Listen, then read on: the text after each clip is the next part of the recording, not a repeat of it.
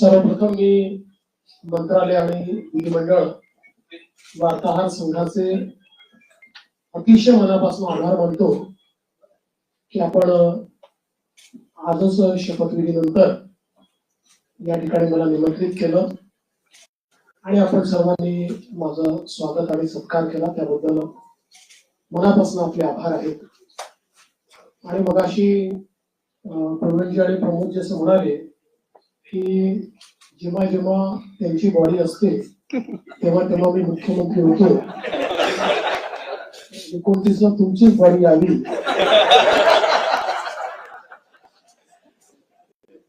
अशी शुभकामना मी तुम्हाला देतो. खरं म्हणजे आपला हा संघ राज्याच्या आपल्या संपूर्ण लोकशाही व्यवस्थेतला एक अत्यंत महत्वाचा स्तंभ आहे. कारण विधिमंडळ आणि मंत्रालयातलं राज्याचा कारभार चालतो आणि तो योग्य प्रकारे चाललाय की नाही हे राज्यामध्ये सांगण्याचं काम तुम्ही करता. आणि जिथे काही चुका असतील त्या नजरेस आणून देतात, त्याच्यामुळे त्या चुका देखील सुधारता येतात.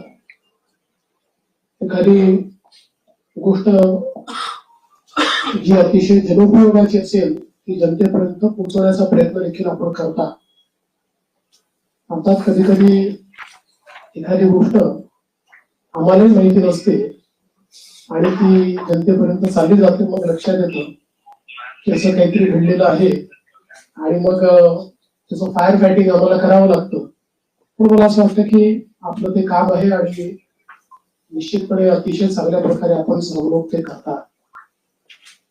गेली 2.5 वर्ष मुख्यमंत्री एकनाथराव शिंदेजींच्या नेतृत्वात आम्ही सरकार चालवलं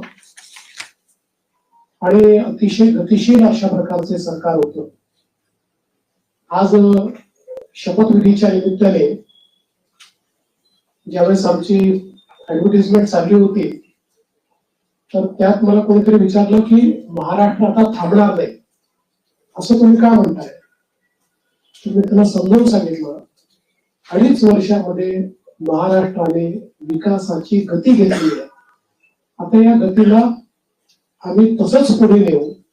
आता महाराष्ट्र थांबणार नाही, त्या गतीनं प्रगतीकडे महाराष्ट्र जाईल. आणि पायाभूत क्षेत्र असो, सामाजिक क्षेत्र असो, उद्योगाचं क्षेत्र असो, प्रत्येक क्षेत्रामध्ये महाराष्ट्र अग्रणी राहील असा विश्वास या निमित्ताने मी व्यक्त करतोय. खरं म्हणजे जरी आमचे रोल बदलले असले, मी 14 ला मुख्यमंत्री होतो, शिंदे साहेब आमच्या सोबत होते, 19 ला 72 तासांकरता का होईना पण मी आणि अजितदादा मुख्यमंत्री आणि उपमुख्यमंत्री होतो. पण मागच्या काळामध्ये शिंदे साहेब मुख्यमंत्री होते, मी उपमुख्यमंत्री होतो आणि अजितदादाही उपमुख्यमंत्री होते. आता पुन्हा मी मुख्यमंत्री आणि शिंदे साहेब उपमुख्यमंत्री आहेत, अजितदादा उपमुख्यमंत्री आहेत. रोल जरी आमचे बदलले असले तरी देखील दिशा तीच राहणार आहे, गती तीच राहणार आहे, समन्वय देखील तोच राहणार आहे. त्यामुळे मला असं वाटतं की कुठेही याच्यामध्ये वेगळेपण हे आपल्याला पाहायला मिळणार नाही. मात्र आताच आमची जी पहिली मंत्रिमंडळाची बैठक झाली त्या बैठकीमध्ये आम्ही तिघांनीही सगळे जे आमचे अधिकारी आहेत त्या अधिकाऱ्यांना सांगितलं की मागच्या काळामध्ये पहिल्यांदा शिंदेजी आणि आम्ही आलो तर 50 ओव्हरची मॅच होती. मग अजितदादा जॉईन झाले तर काळ कमी असल्यामुळे 20-20 ची मॅच होती. आता टेस्ट मॅच आहे, त्याच्यामुळे नीट योग्यपणे धोरणात्मक निर्णय घेत पुढची पायाभरणी योग्य प्रकारे करत आपल्याला राज्याला पुढे न्यायचं आहे. आणि मला विश्वास आहे की वेगवेगळ्या योजना आम्ही सुरू केलेल्या आहेत, वेगवेगळ्या पायाभूत गोष्टी आम्ही सुरू केल्या आहेत. मग इरिगेशन मधले नदीजोड प्रकल्प असतील किंवा ऊर्जा क्षेत्रामध्ये 16,000 मेगावॅटचे सौर ऊर्जेचे प्रकल्प असतील की ज्यातनं शेतकऱ्यांना दिवसा वीज मिळणार आहे, किंवा सामाजिक क्षेत्रातले लाडकी बहीण सारखे प्रकल्प असतील, मुलींच्या जी पूर्वी आम्ही 50% फी द्यायचो त्याच्याऐवजी 100% फी देण्याचा आमचा निर्णय असेल, असे हे जे वेगवेगळे निर्णय आहेत हे निर्णय पुढे सुरूच ठेवायचे आहेत. आणि आमचा प्रयत्न हा असणार आहे की आम्ही आमच्या वचननाम्यामध्ये जाहीरनाम्यामध्ये जी जी आश्वासनं दिलेली आहेत ती आश्वासनं पूर्ण करण्याच्या दृष्टीनं पावलं आम्हाला उचलायची आहेत. आणि त्या दृष्टीनं पुढच्या काळामध्ये आम्ही निश्चितपणे योग्य वेळी योग्य निर्णय करून दिलेली सगळी आश्वासनं पूर्ण करण्याचा प्रयत्न करणार आहोत. मी या निमित्ताने महाराष्ट्रातल्या जनतेला आश्वासित करू इच्छितो की एक लोकाभिमुख सरकार, सर्व समाजाला सोबत घेऊन चालणारं सरकार हे महाराष्ट्राला पुढच्याही काळात पाहायला मिळेल. आणि अडचणी अनेक येतात, पण त्या अडचणींवर योग्य मार्ग काढत आम्ही मार्गक्रमण करू हा विश्वास मला आहे. मी आपल्या सगळ्यांचे देखील या प्रयत्नांमध्ये साथ मागतोय.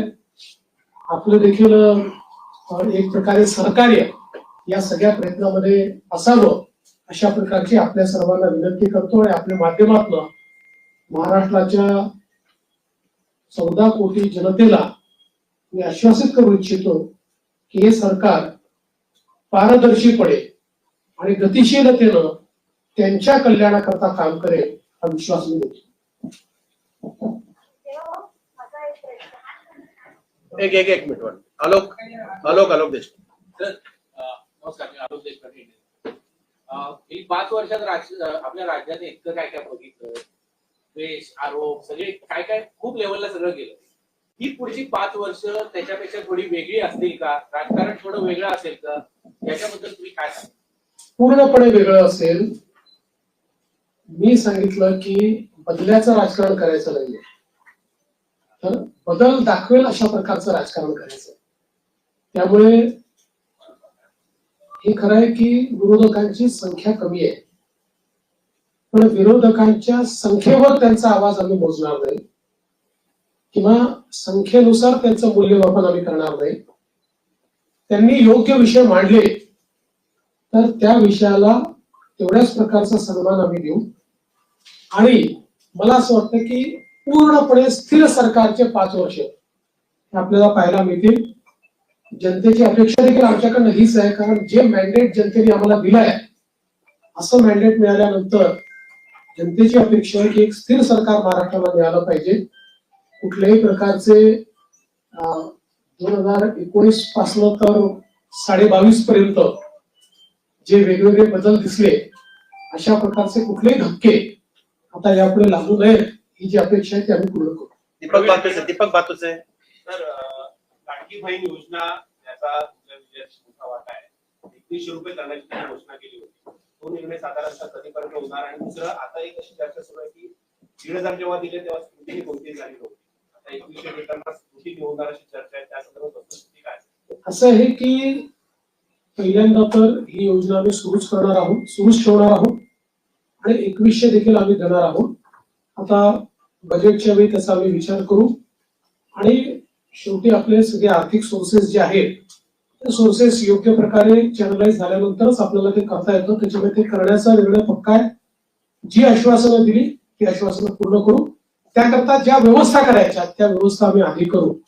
स्क्रुटिनीचा जिथपर्यंत सवाल आहे तिथपर्यंत एवढंच आहे की निकषाच्या बाहेर जर कोणी घेतलं असेल, निकषातला जो असेल त्याला कोणालाही त्यातनं कमी करायचं नाहीये. पण काही तक्रारी आल्या आहेत की निकषाच्या बाहेर मिळालेला आहे. जसं आपल्याला कल्पना असेल की शेतकरी सन्मान योजना जेव्हा मोदीजींनी सुरू केली त्यावेळी पहिल्यांदा जे काही बेनिफिशियरीज होते लक्षात आलं की मोठ्या शेतकऱ्यांना देखील ते मिळालेलं आहे. मग नंतर त्यातल्या अनेक शेतकऱ्यांनी स्वतःच त्या ठिकाणी सांगितलं की आम्ही या निकषात बसत नाही. मला असं वाटतं त्यानंतर ती स्थिर झाली. अशाच प्रकारे जर ऍपरंटली या योजनेमध्ये काही ज्यांना आपण निकष ठरवलेले आहेत त्या निकषाच्या बाहेरच्या आमच्या बहिणी मिळाल्या तर त्याचा पुनर्विचार होईल. पण सरसकट काही पुनर्विचार वगैरे करण्याचा विषय नाही. अभय देशमुख. मंत्रिमंडळाचा विस्तार कधी होईल आणि विधानसभा अध्यक्षांची निवड मुंबईच्या अधिवेशनात? विधानसभा अध्यक्षाची निवड ही मुंबईच्या अधिवेशनातून आम्ही करू. कारण नियमच असा आहे की शपथ झाल्यानंतर अध्यक्षाची निवड करावी लागते. अध्यक्षांच्या निवडीनंतर राज्यपालांचं अभिभाषण करावं लागतं. त्यामुळे ती सगळी प्रोसेस आताच आम्ही मंत्रिमंडळाने शिफारस करून राज्यपालांना पाठवलेली आहे की 7, 8 आणि 9 या 3 दिवसात ही शपथ घ्यावी. 9 तारखेला स्पीकरचं निवडणूक करावी आणि 9ला आपण अभिभाषण करावं नियमानुसार. अशा प्रकारची शिफारस आता मंत्रिमंडळाने माननीय राज्यपालांना पाठवली. सोनू श्रीवास्तव. विस्ताराच्या संदर्भात मला असं वाटतं की जवळपास आमची प्रक्रिया झालेली आहे. माझा स्वतःचा अंदाज असा आहे की नागपूर अधिवेशनापूर्वी आम्ही विस्तार करू. सोनू श्रीवास्तव. मेरा सवाल है कि सब कुछ अच्छा चल रहा था तो इतना डिले क्यों हो गया और पोर्टफोलियो बनने में कहाँ दिक्कत थी कि आज भी मनोबल करना पड़ा? देखिए, ऐसा कोई डिले है ऐसा मैं नहीं मानता. इससे पहले भी 2004 में करीब 12-13 दिन का डिले हुआ था. 2009 में भी करीब 9 दिन का डिले था. तो कई बार हम लोगों को ये समझ लेना पड़ेगा कि कोएलिशन की गवर्नमेंट होती है तो उसमें बहुत निर्णय करने पड़ते हैं.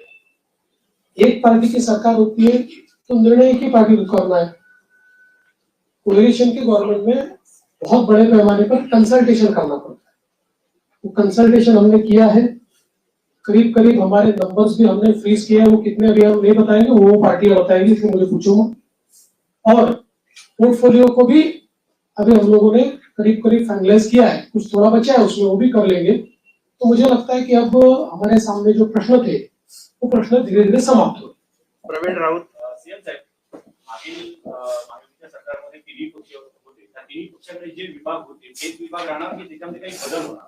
थोडे बहुत बदल होऊ शकतात. फार बदल होतील असं नाही. थोडे बहुत बदल होतील. धर्मेंद्र जोरे. नमस्कार सर. पूर्वीच्या 2014 आणि 19 वेळी आपलं जे शेड्यूल आहे ते आपल्या फ्लॅगशिप प्रोग्रामसाठी रचलं जातं. यावेळी तुमच्या डोक्यात काही अशी कल्पना आहे की मागच्या वेळी तुम्ही कायद्याची हमी दिली होती. आज मला आत्मविश्वास आहे की तुमच्या डोक्यात कायदे काही असेल त्याची जर आज तुम्हाला घोषणा करायची असेल तर आम्हाला सांगा, तर उद्यापासून आम्हाला काहीतरी काही गोष्टी आहेत डोक्यात. अजून माझ्या दोन्ही कन्सल्टेशन मित्रांची कन्सल्टेशन बाकी आहे. पण आता माझा फोकस जो आहे ना तो या ज्या काही महत्वाच्या योजना आहेत जसं नदी जोड प्रकल्प याचं काम सुरू झालं पाहिजे याच्यावर माझा भर असणार आहे. सौर ऊर्जेचे प्रकल्प आपण घेतले आहेत ज्याच्यामध्ये आता रोजची डिलिव्हरी सुरू झाली. आता 60 मेगावॅट तयार झाले, 100 मेगावॅट अजून तयार होत आहेत. कुठल्याही परिस्थितीमध्ये 2026 पर्यंत 16,000 मेगावॅटचे प्रकल्प पूर्ण करायचे आहेत. त्यामुळे ही जी कामं ऑलरेडी हातात घेतली की जी शाश्वत विकासाची कामं आहेत ज्यातनं शेतकऱ्याचं कल्याण होणार आहे, राज्याचं कल्याण होणार आहे हे. आणि यातला प्रत्येक प्रकल्प असा आहे की ज्याचा नीट फॉलोअप करावा लागतो. आणि नुसते आपण टेंडर घेऊन टाकल्याने होत नाही. अडथळे येतात, ते अडथळे दूर करावे लागतात. त्यामुळे मागच्या काळातली जी आमची एक वॉररूमची पद्धत होती माननीय शिंदे साहेबांनी देखील ती सुरू ठेवली होती, पण ती अधिक इफेक्टिव्ह कशी करता येईल असा माझा प्रयत्न असणार आहे की ज्यातनं किमान जे फ्लॅगशिप कार्यक्रम आहेत त्यांच्याकरता आपल्याला ही वॉररूमची अधिक त्याचा उपयोग कसा करता येईल. जलयुक्त शिवार सारखी योजना जी पुन्हा आम्ही गेल्या 2.5 वर्षामध्ये त्याला बळकटीकरण केलेलं आहे, या योजनेला अधिक वेगाने आपल्याला कसं करता येईल याचा प्रयत्न माझा असणार आहे. त्यामुळे एकूणच ज्याला आपण मूलभूत अशा प्रकारचे जे निर्णय असतात त्या निर्णयावर अधिक भर द्यायचा माझा प्रयत्न असतो. दिनेश मौर्या.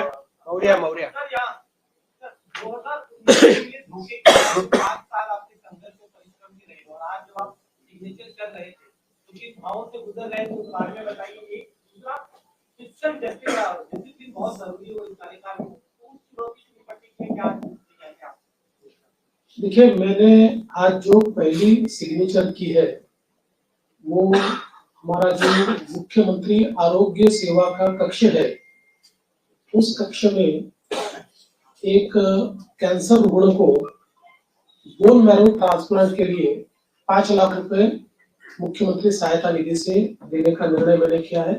पहली साइन वो मैंने की हुई है. और यहाँ पर हालांकि मेरा अनुभव बहुत है और पिछले 10 सालों से 2.5 साल में विपक्ष का नेता रहा, लेकिन 7.5 साल में सरकार में रहा, तो सरकार का अनुभव भी बहुत है। किंतु जिस प्रकार का मैंडेट इस समय मिला है, मैं ऐसा मानता हूं कि निश्चित रूप से उस मैंडेट का एक प्रेशर, जनता के प्यार का एक प्रेशर हमारे पर है और मैं उसको महसूस करता हूं कि जब अपेक्षाएं बड़ी होती है तो चुनौती भी बड़ी होती है, क्योंकि लोग आपसे अपेक्षा कर रहे हैं, तो निश्चित रूप से उसका प्रेशर मुझ पर है। और जहां तक फिस्कल डिसिप्लिन का सवाल है, तो निश्चित रूप से उसके ऊपर हमको काम करना ही पड़ेगा, क्योंकि हमने बहुत महत्वाकांक्षी योजना की है। देखिए क्या होता है कि नॉर्मली आप सोशल सेक्टर में और इंफ्रास्ट्रक्चर सेक्टर में, दोनों सेक्टर में एक साथ काम करते हैं, लेकिन सोशल सेक्टर का स्पेंडिंग ये हम लोगों ने 4 गुना 5 गुना बढ़ाया है, जो मैं ऐसा मानता हूं कि इकोनॉमिक्स में इसको गलत नहीं माना जाता है, क्योंकि इसका भी एक अपना रिटर्न होता है, इसके सोशल रिटर्न भी होते हैं, इसके इकोनॉमिक रिटर्न भी होते हैं, लेकिन उसका प्रेशर जरूर बजट के ऊपर आता है। तो उस बजट को बैलेंस करना ये हमारा काम होगा, हम उसको करेंगे। सदानंद खोपकर.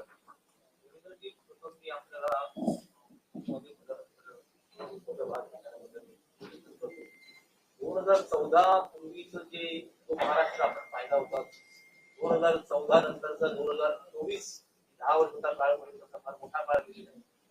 या 2024 नंतरच्या महाराष्ट्राकडे आपण कसं पाहतो? मला असं वाटतं की महाराष्ट्र वेगाने प्रगतीच करतो आहे, मात्र राजकीय संस्कृती जी महाराष्ट्रातली आहे त्याच्यावर पुनर्विचार करण्याची गरज ही सर्व पक्षांना आहे. महाराष्ट्रातलं जे राजकीय वातावरण होतं ते आपल्याला योग्य कसं करता येईल याचा प्रयत्न आपण केला पाहिजे. मी शपथविधीच्या निमित्ताने माननीय पवार साहेब असतील, माननीय उद्धवजी ठाकरे असतील, माननीय सुशील कुमार शिंदेजी असतील, माननीय पृथ्वीराज चव्हाण साहेब असतील किंवा सन्माननीय राज ठाकरे साहेब असतील, अशा सगळ्या प्रमुख लोकांना त्या ठिकाणी स्वतः फोन करून त्यांना निमंत्रण दिलं. त्यातल्या प्रत्येकाने माझं अभिनंदन केलं, मला शुभेच्छा दिल्या. काही व्यक्तिगत कारणाने ती लोक येऊ शकले नाही, पण त्यांनी शुभेच्छा दिल्या. मला असं वाटतं की जो राजकीय संवाद महाराष्ट्रामध्ये आणि इतर राज्यांमध्ये आणि विशेषतः दक्षिणेच्या राज्यांमध्ये जे काही अंतर आहे ते हेच अंतर आहे की महाराष्ट्रात राजकीय संवाद हा कधी संपला नाही. आपण अनेक राज्यांमध्ये असं बघतो की 2 पक्षांमध्ये किंवा 2 नेत्यांमध्ये इतका विसंवाद असतो की हिंदीमध्ये ज्याला खून के प्यासे म्हणतो, अशा प्रकारची परिस्थिती आपल्याला पाहायला मिळते की महाराष्ट्रात क्रांती आजही नाही आणि ती पुढे राहू नये, हा माझा प्रयत्न असेल. याला तुम्ही राहताय तर मी असं म्हणणाऱ्यांना काय उत्तर द्याल? मी त्याच वेळेस सांगितलं होतं की राजकारणात सगळेच राहतात, तेही राहतील, मी राहील, आम्ही सगळेच राहणार. संजय बापट. One minute. संजय बापट. संजू एक मिनिट. संजय बापट. पायाभूत सुविधा समृद्धी महामार्ग पूर्ण केला, त्याच्यानंतर याच्यामध्ये सुरुवात केली शक्तीपीठ महामार्ग. काय पण निवडणुकीच्या वेळी कसं शक्तीपीठ महामार्गाच्या संदर्भात सांगली जिल्ह्यापर्यंत त्याला पूर्ण समर्थन आहे आणि सगळे शेतकरी आमच्याकडे येऊन सांगतात की तुम्ही भूसंपादन करा. सांगली जिल्ह्यातल्या काही भागात त्याला समर्थन आहे, पण कोल्हापूर जिल्हा जिथे सुरू होतो तिथे मात्र त्याला खूप मोठ्या प्रमाणात विरोध आहे. आणि आम्ही ज्यावेळी समृद्धी महामार्ग केला त्यावेळी आम्ही विरोध पत्करून नाही केला, लोकांना समजावून केला. त्यामुळे आमचा यात प्रयत्न असा असेल की ज्या भागापर्यंत विरोध नाही तिथपर्यंतची अलाइनमेंट आता फायनल करायची आणि पुढची अलाइनमेंट जी आहे ती आपल्याला सगळ्यांशी चर्चा करून काही पर्यायी अलाइनमेंट काढता येते का याचा विचार आपण करू. कारण शेतकऱ्यांना नाराज करून शेतकऱ्यांच्या जमिनी जबरदस्तीने घेऊन विकास करण्याची मानसिकता आपली नाही आहे. त्यामुळे काही पर्यायी रस्ते तयार करता येतील किंवा त्याला एक्झिस्टिंग जो काही हायवे आहे त्याला कोल्हापूरच्या आधी कुठे जोडता येईल का, किंवा अजून काही एखादा आपल्याला फ्लायओव्हरच्या माध्यमातून काही निर्णय करता येईल का, असं चर्चेतनं मार्ग काढू. पण मला असं वाटतं की सांगली जिल्ह्यापर्यंत तर शक्तीपीठ महामार्गाला मोठ्या प्रमाणात समर्थन आहे.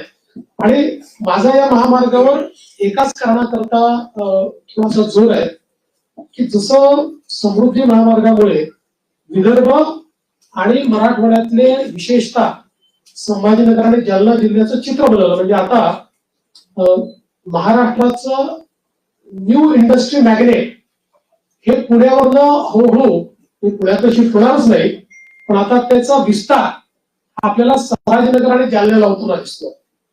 तर अशाच प्रकारे शक्तीपीठ महामार्गामुळे संपूर्ण मराठवाड्याचं चित्र बदललं, चित्र एकदम. आणि म्हणून त्या महामार्गाचा माझा थोडा आग्रह आहे.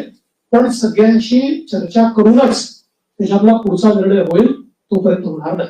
संजू शुक्ला. त्याला जोडून संजू शुक्ला. जसं तुम्ही शक्तीपीठ बोलला, तसं कोकणच्या महामार्गाबद्दल असं नाही, ते असं आहे की तुमची विनंती ही योग्यच आहे. आणि मुंबई गोवा महामार्ग त्याचा विषय काढला की आम्हाला जरा अडचण होते. म्हणजे गडकरी साहेबांनी तर देशाच्या संसदेत सांगितलं की मी देशाच्या कानाकोपऱ्यात जिथे होऊ शकत नाही तिथे महामार्ग केले, पण या एका महामार्गाने मला फार त्रास दिला. मग मला असं वाटतं आता ते अंतिम टप्प्यात आहे. संजू शुक्ला. संजू शुक्ला. संजू पहले तो आपको तीसरी बार मुख्यमंत्री बनने के लिए बधाई देता हूँ. मैं ये जानना चाहता हूँ कि पिछली बार मतलब आपने जो मंत्री के तौर पर काम अच्छा किया है, लोगों की भावना है आपके मंत्रालय के पास, तो वो रखेंगे क्या? दूसरी बात मैं ये भी कहना चाहता हूँ कि लाडली बहनों की वजह से आपको सफलता मिलने में काफी आसानी है. राजनीति में इतने व्यभिचारी घुस गए हैं, कई मंत्रियों के ऊपर ऐसे बलात्कार के इस तरह के आरोप लगे हैं, तो क्या आप उनका पेटल लेके उसके बाद मंत्री बनाएंगे या किसी को बना देंगे? पहला जो आपका सवाल है उसमें कौन सा मंत्रालय किसके पास रहेगा, ये अंतिम चरण में है. उसका निर्णय तीनों मिलकर करेंगे. यूनिलैटरली उसकी घोषणा मैं नहीं कर सकता. और जहां तक पुराने मंत्रियों का सवाल है तो उसमें निश्चित रूप से सभी के काम का एक मूल्यमापन तो हो रहा है, मूल्यांकन हो रहा है. उस मूल्यांकन क्योंकि हमारे जो दोनों साथी है एकनाथ शिंदे जी ने भी और दादा ने भी, हम तीनों ने बैठकर ये तय किया है कि हम मूल्यांकन करेंगे, पुराने मंत्रियों के कामों का मूल्यांकन होगा, उसके आधार पर आगे का निर्णय होगा. और कई बार क्या होता है, देखिए जब मंत्रिमंडल बनता है तो रीजनल बैलेंसेस होते हैं, अलग अलग प्रकार के समाजों का प्रतिनिधित्व होता है. तो इसलिए मुझे ऐसा लगता है कि कई कुछ निर्णय ये देखकर भी हम लोग करेंगे कि भाई पिछले बार उन्होंने कैसा काम किया है. कई बार ये होता है कि किसी ने अच्छा काम भी किया होता है लेकिन रीजनल बैलेंस में क्योंकि 3 लोगों को मंत्री पद बांटने हैं तो आगे पीछे होता है. यदू जोशी.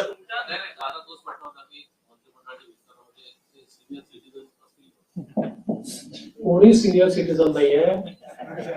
तुम्ही हे लक्षात ठेवा, राजकारणामध्ये जोपर्यंत जनता ठरवत नाही तोपर्यंत कोणी म्हातारे होत नाही, कोणी रिटायर होत नाही. विनोद जगताप.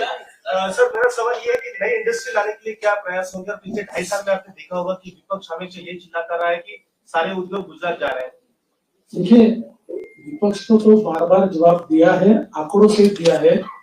आज आपको एक और नया आंकड़ा बताता हूं कि पिछले पूरे साल में हमको जितना एफडीआई मिला उसका 90% एफडीआई 6 महीने में मिल गया. तो आप समझ सकते हो कि कितना इनफ्लो इंडस्ट्री का आ रहा है. और जल्दी ही कुछ इंडस्ट्रीज की घोषणा मैं करूंगा. मेरी बातचीत अंतिम चरण में है कि जिनको महाराष्ट्र को पाकर, उन इंडस्ट्रीज को पाकर बहुत महाराष्ट्र को खुशी होगी, ऐसी कई इंडस्ट्रीज के साथ मेरी चर्चा अंतिम चरण में. अजय वैद्य. अजय वैद्य. एक मिनिट. अजय वैद्य. आपण अनेक कल्याणकारी योजना सुरू केलेल्या आहेत. प्रश्न असा असतो की त्यांची जी अंमलबजावणी त्याचं अधिक असं बघायला मिळतं की काही जे पात्र असतात पण त्यांना म्हणजे काही तांत्रिक कारणामुळे किंवा नीट माहिती नसल्यामुळे त्याचा लाभ मिळत नाही. म्हणजे जर 100% 70% लोकांना मिळाला पात्र असून 30% जे मिळत नाही त्यांच्यामुळे ती योजना टिकाऊ होते. तर ह्याची जी अंमलबजावणी जी आहे त्याच्यासाठी एक मॉनिटरिंग सिस्टीम अशी तुम्ही आता म्हणाल की आज तुम्ही काही सजेशन द्या म्हणून मी सजेस्ट केलं. नाही, चांगलं आहे. आपण कराल नाही कराल का तुम्ही असं मॉनिटरिंग सिस्टीम असावी की त्याचं एक स्वतंत्र खातं निर्माण करावं, त्याला एक कॅबिनेट दर्जाचे मंत्री असावे, त्याला सगळ्या खात्यांना ऍक्सेस असावा आणि त्यामुळे त्यांनी जसं मॉनिटरिंग केलं काय तर ह्या योजना बरोबर लोकांना प्रत्यक्ष लाभ होऊ शकेल. आणि माझं एक सजेशन असं आहे की शिंदे साहेबांनी या सगळ्या याच्यात जो हे केलेलं आहे शिंदे साहेबांकडे हे काम सोपवलं तर ते चांगलं प्रकारे होऊ शकेल आणि चांगला त्यांना सगळे अधिकार द्यावे करायचं आपली आणि सूचना याला त्याला शिवशाही खातं असं नाव द्यावं अशी माझी आपली सूचना चांगली आहे.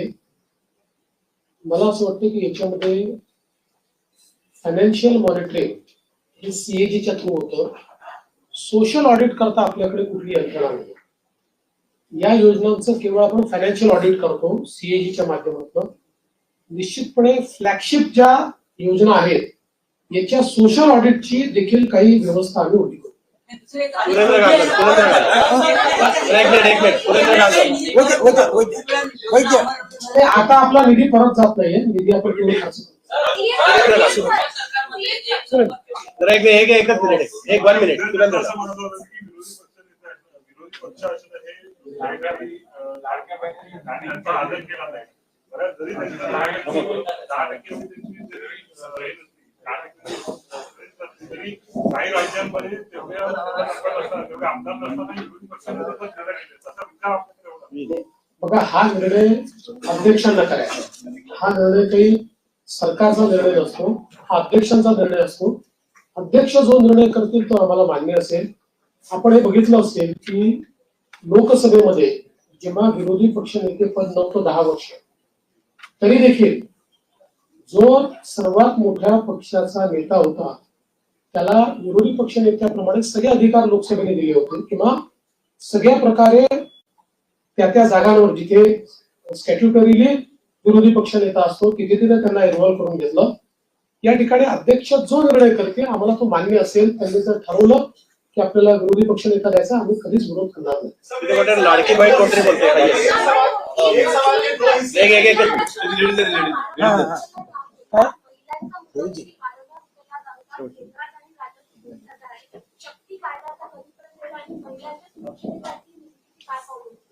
बघा, शक्ती कायद्याच्या संदर्भात प्रॉब्लेम असा झाला की शक्ती कायदा आपला गेल्यानंतर दरम्यानच्या काळामध्ये वेगवेगळ्या डिपार्टमेंटला तो गेला, कारण आपला कायदा हा केंद्राच्या अनेक कायद्यांवर अधिक्षेप करणारा होता आणि त्याचसोबत काही तरतुदी आपल्या ज्या होत्या त्या संदर्भात काही विसंगत निर्णय, म्हणजे त्यापेक्षा वेगळे निर्णय, विसंगत म्हणजे वेगळे निर्णय हे सुप्रीम कोर्टाने दिले होते. म्हणून तो कायदा त्या ठिकाणी चर्चेमध्ये होता.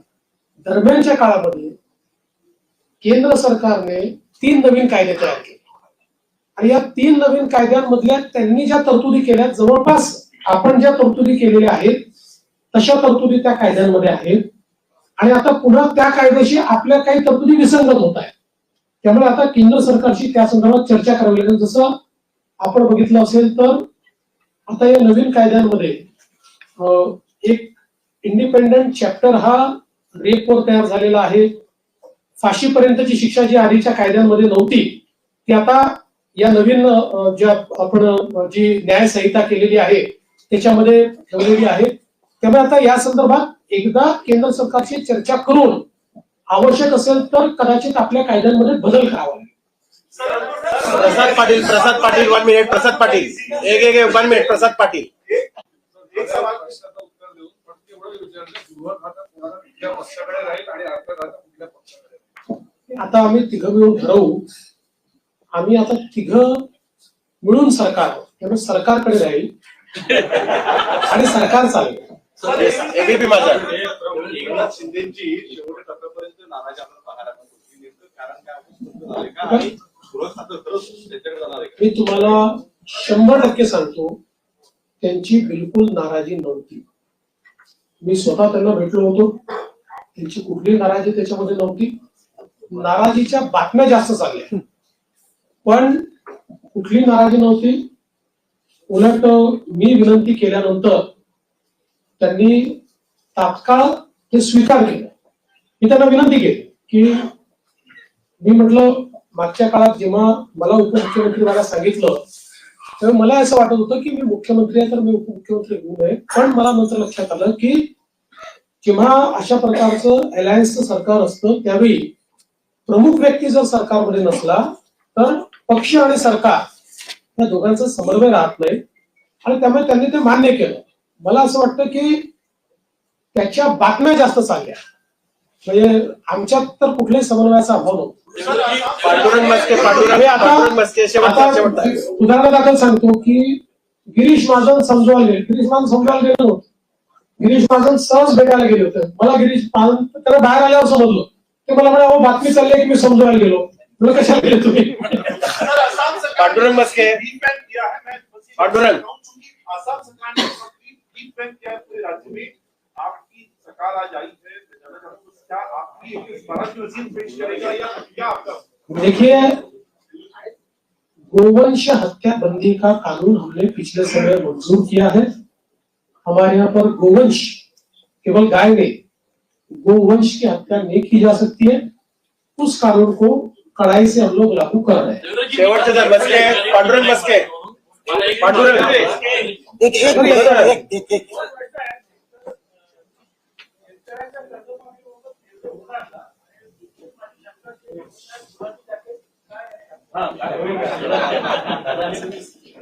दादांनी शिवून दिलं.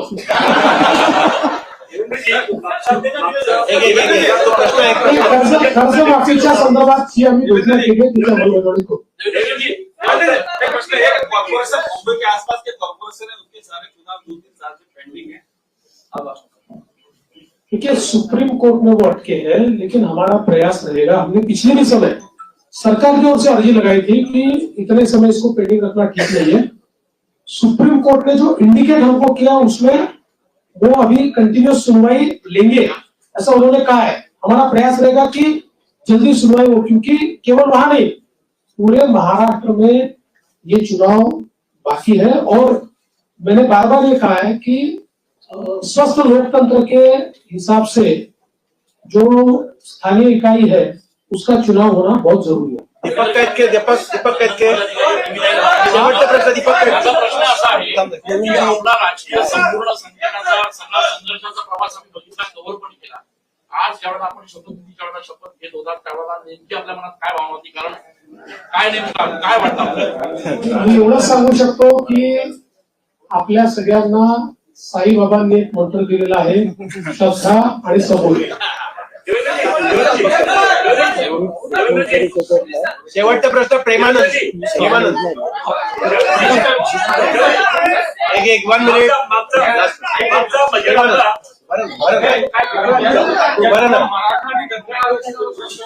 या निवडणुकीची लोकसभेला तुम्ही सांगितलं पहिल्या कॅबिनेटमध्ये प्रश्न मार्गी लावणार. आता काय ठोस निर्णय होणार आहे?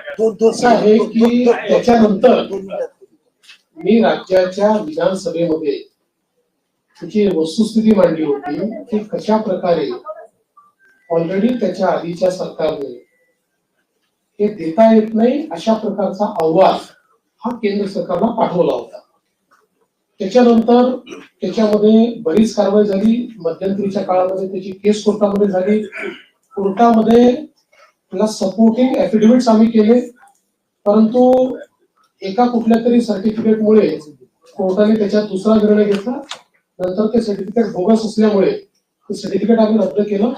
आता पुन्हा कोर्टाच्या विचाराधीन तो विषय आहे आणि कोर्टामध्ये योग्य ती बाजू आम्ही मांडलेली आहे. आणि मराठा आरक्षणाच्या संदर्भात निश्चितपणे मराठा समाजाला न्याय देण्याचा प्रयत्न मागच्या काळात आम्हीच केला आणि पुढे आम्हीच मराठा समाजाला न्याय निश्चितपणे देऊ.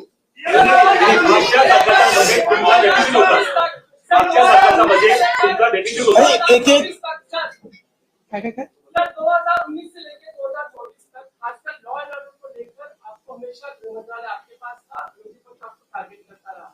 पूरा 5 साल का कार्यकाल आपके पास है. मेजॉरिटी है. क्या महाराष्ट्र शांत रहेगा? महाराष्ट्र और दूसरा सवाल खासकर प्रचार के दौरान जात न्याय लड़ते हैं. खास करके इसकी बात होती है मनीष पवार ने बार की, तो क्या कास्ट सेंसस को लेकर भी सरकार के एजेंडे पर होगा? और इसी से जुड़ा हुआ एक सवाल है, ये पत्रकारों के लिए आपने कानून बनाया था, मतलब लेकिन उसका अभी तक नोटिफिकेशन नहीं निकला है, तो होने का आप क्या कि पहला आपने क्या कहा था? देखो उनके सुन में भूल गया।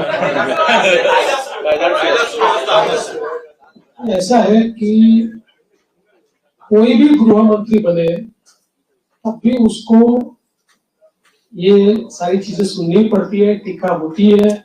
गृह मंत्रालय ही ऐसा है कि जिसमें आपको धन्यवाद कम मिलते हैं, गाली ज्यादा मिलती है, लेकिन बावजूद उसके कन्विक्शन के साथ आपको ये मंत्रालय संभालना पड़ता है। मैंने कन्विक्शन के साथ उसको संभाला और मैं इतना ही आपको कहता हूं कि इस कार्यकाल में भी हमारी सरकार गृह मंत्रालय के माध्यम से महाराष्ट्र में कानून व्यवस्था अच्छी रहे, महाराष्ट्र के लोगों को सुरक्षित लगे, इस प्रकार के सारे उपाय करेंगे।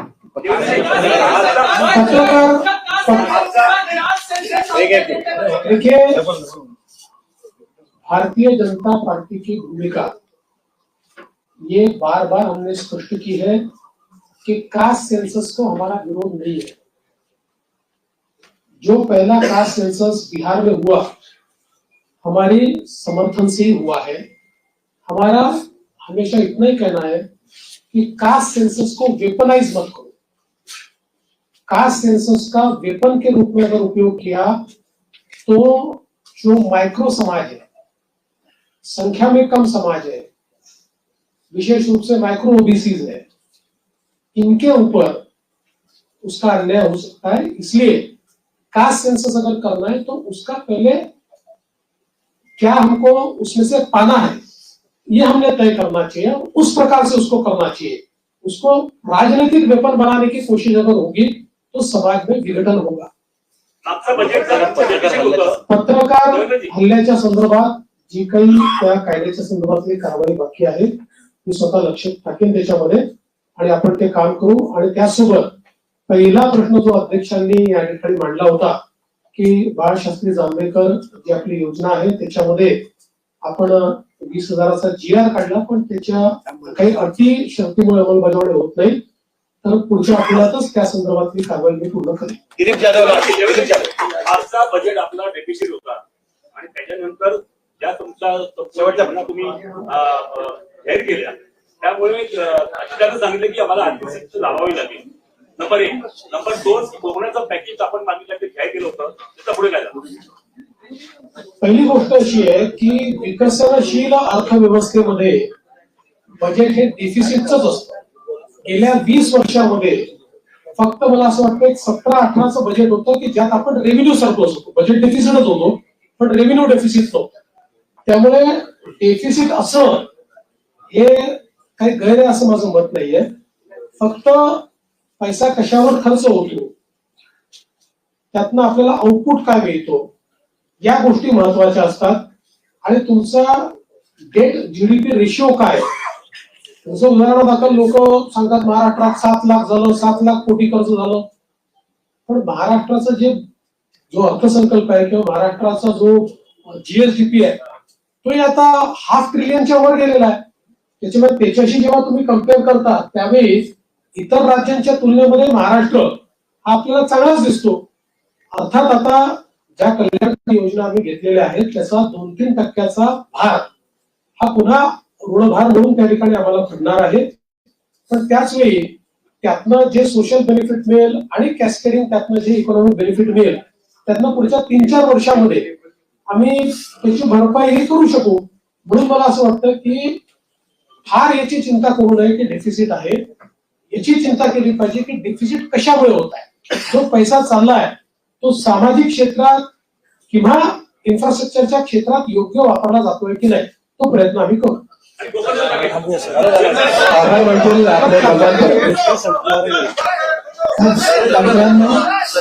आजची परंपरा आहे की नवीन सरकार शपथविधी झाल्यानंतर मुख्यमंत्री जेव्हा पत्रकार करतात प्रथम पत्रकार कक्षाला भेट देतात आणि पत्रकारांशी संवाद साधतात। या परंपरेला मान देऊन मुख्यमंत्री देवेंद्र फडणवीस आगे ते उपस्थित राहिले आणि त्यांनी आपले विचार मांडले। त्याबद्दल मंत्रालय आणि विधिमंडळ वार्ताहर संघातर्फे मी त्यांचे मनापासून आभार मानतो. तसेच त्यांच्या नवीन सरकारला मंत्रालय आणि विधिमंडळ वार्ताहर संघातर्फे शुभेच्छा देतो आणि याचबरोबर हा कार्यक्रम संपणार आणि जाहीर करतो. धन्यवाद.